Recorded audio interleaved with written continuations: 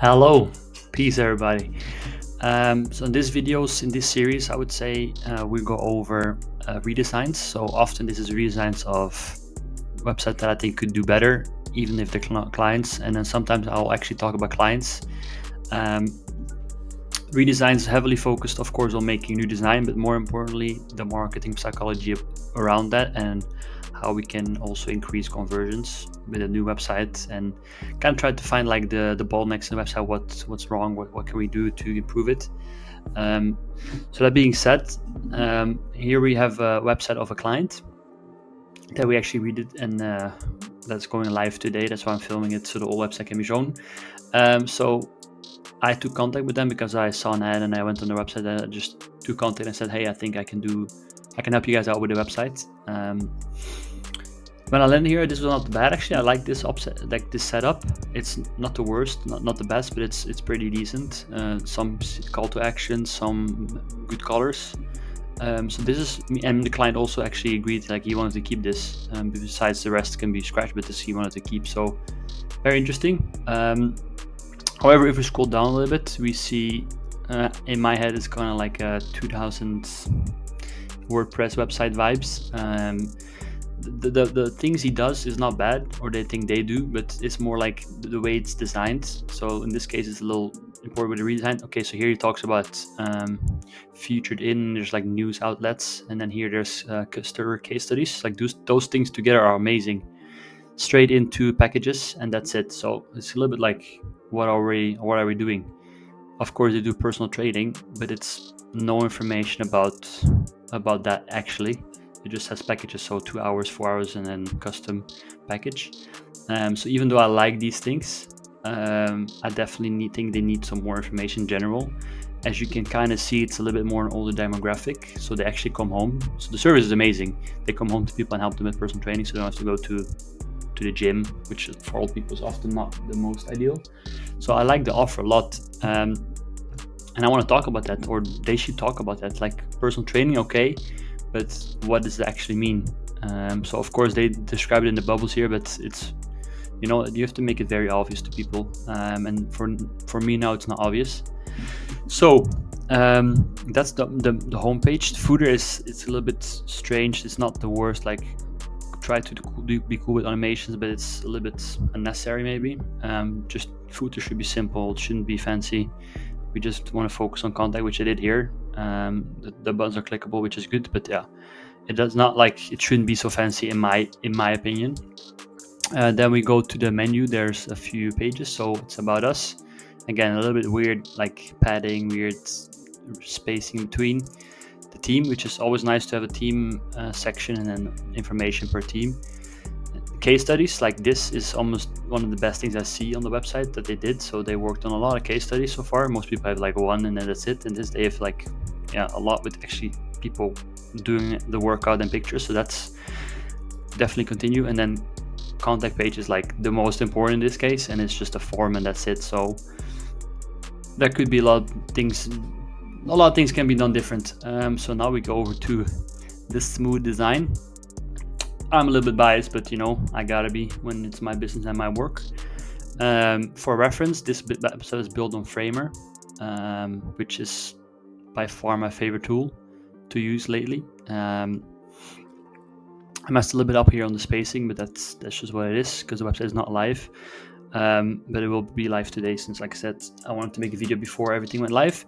So we kept the same section, we just made it a little bit cleaner, like a little bit simpler and just a little bit cleaner. And because I definitely want to try to get to a more like minimalistic / professional look with them. Before it was like, it's good, but we want to kind of offer premium services, so we definitely want to communicate that. Like I said, it's not so much about design. Of course, we did a redesign, so I kept this because I really like this, and the customer also liked this. And it so worked because there was just two, and they're just standing there and just proportionally also so off. So I did a more like a slider, so we can show more and people can expect, oh, there's more and more coming. This section I thought was pretty important. So that's the USP section. Why are they different? Added some numbers for them that are important. Which, like I said, for their target demographic, it's very interesting to more important, in my opinion, to show more information than not. Rather too much in this case, because that's kind of like the you have to understand your target audience, and in this case the target audience is a little older, so they need information. Very important, services. I didn't cover that, but on the old website there was actually no services page, so there's just packages, and that's only for one type of service they offer. Now we have private, which is one-to-one, digital, which is digital, and businesses, which is business. So before, there's not even a mention about differentiation. So one thing why it's important, obviously, is because you want the information for people to actually find and read and then take contact. Second, it's actually so important for SEO, so how you rank on Google, to have service pages based upon that specific service. So instead of having like a service page and you just list all these on one, like having individual pages and like going into the nitty-gritty of each service page and describe is so important, especially for SEO, just so people can find you. Because if before they would have searched personal training business, this website would not pop up, but now there's more chance, of course, that it pops up. We're going to work on SEO, but that's like in a later stage, but now it's just a redesign.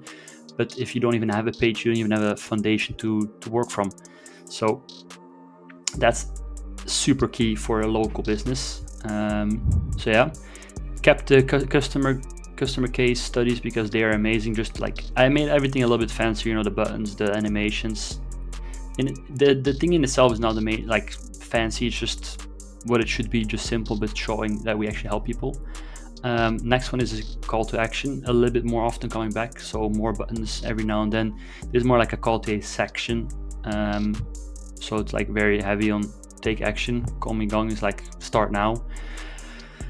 Case studies, this is actually Google reviews I just took over from Google reviews and just manually input them because the carousel I really liked. So I wanted to keep the same scrolling animation, but of course if you have Google reviews you can't integrate that manually or natively, so you just need to take them over, which I think it looks good. It just like, it's of course a little bit work, but it's so worth it to have like a nice showing of reviews. I actually added the button so they can go straight to Google reviews, which I think is smart, to always collect more Google reviews. That's number one rule in Google reviews: collect always more.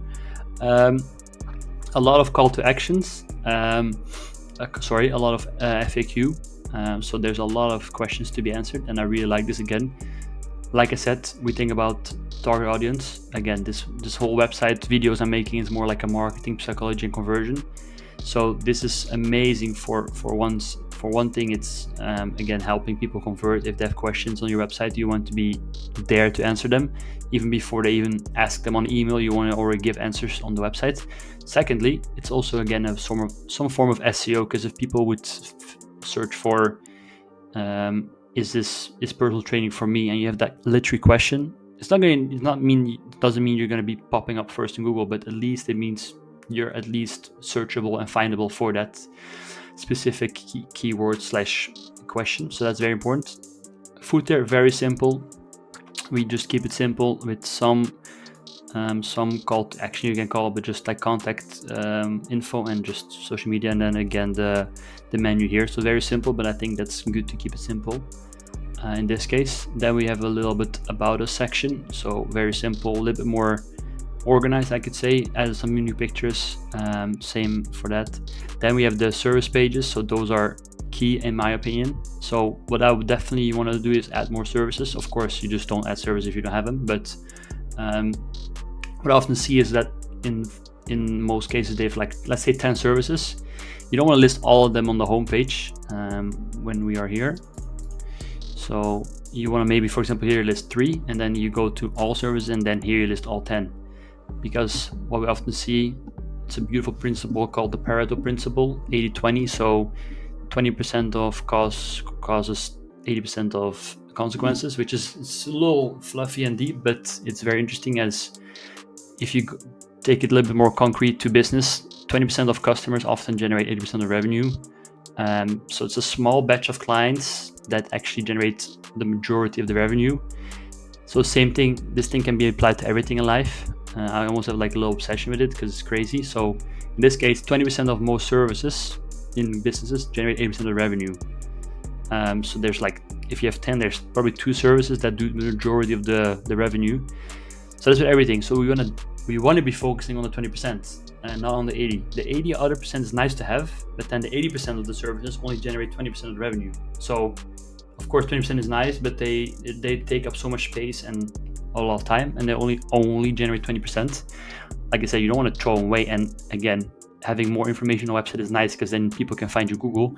For example, if there's people search for Google business, personal training business, they can actually then come to the website and hey, they also offer private. So it's like a form of filtering people and funneling to them wherever you want. So even if you don't want to focus on the service, you can always just have it on the website, and just so it at least lets your website help rank in general. That's not like a priority thing to do, but yeah, the main thing here is like have the main service page on the home page, and then have the rest on the service page, and then you can go into each service and go a little bit more in depth into what you actually do per service. We can have a little bit more text in this, but we just started with the website, and for now it's of course just good to have something.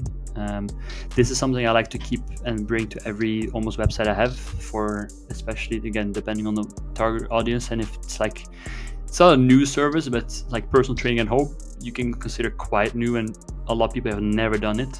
So having some sort of like, this is like a step-by-step way of how we do it. So you order a free trial, we come home to you, and then we start. So it's very simple, but often people need a little bit guidance, and that's just what it is. And I tell this to every client I have: people are stupid. So if they're on your website, you just have to assume they're stupid. So you have to guide them wherever you want them, and if you think you're clear enough, be twice as clear, because people, it's so confusing how confusing people are.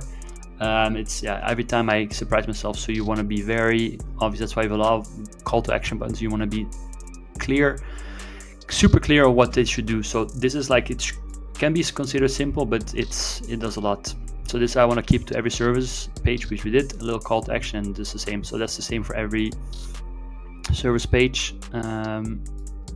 Business, we have a little bit more extensive because they also have a collaboration with the Cairo, which is nice to keep or take with. Again, a lot of authority. They've worked with a lot of businesses, which is good, especially if you're like in Oslo, where these companies, they probably recognize some similar companies, so that's very good.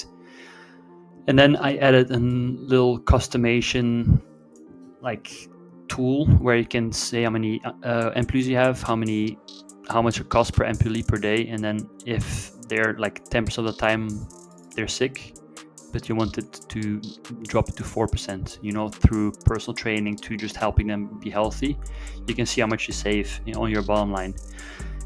Before, this would have been like a day or two programming, or just a long time to program. On Framer, I can develop this with AI very quick and very good. Sometimes it can be a little bit clunky, and if you, for example, go to, now my face is everywhere, but if you go to mobile, you see it's not perfect, but the fact that we can quickly implement these kind of things is amazing with AI. So yeah, I definitely see value in that. That's why I love Framer.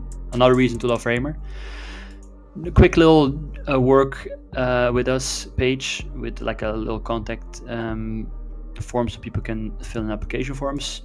We were over the customer case studies, and then most importantly, almost on the website, is contact page. So take the Google Maps like embedded place always on the website, just to show where you are. One thing helps also rank your Google business profile, which is almost for local businesses prio, but we'll cover that in another video. This is a redesign. Let's not get a little crazy in the head and talk about everything. Form, very important. I set up a filter system with my CRM, so when people fill out business, private, digital, they get tagged with a certain tag. So then in the backend CRM, when we, for example, want to send an email blast to all the private people when New Year's come, New Year, New Me, then we have like all the private people, boom, we can send out an email and be a little bit more like target audience specific. Talk about that, because we don't want to write to business the same way we write to private persons. I always want to always want to bring these people as well, these bad boys, to a contact page, just address, phone, and email. Also, just good to have, and again, make it easy for people to take contact. So yeah, that's the redesign. There's the website before was not horrible in terms of like content. There's good ideas, but it looked outdated and there was definitely information lacking. So what we did was just adding on to what was already there and tweaking the design a little bit so we can get a fresh website where people are proud of, and yeah, grow this business to a good place with a nice foundation. Hope you enjoyed, and until the next one.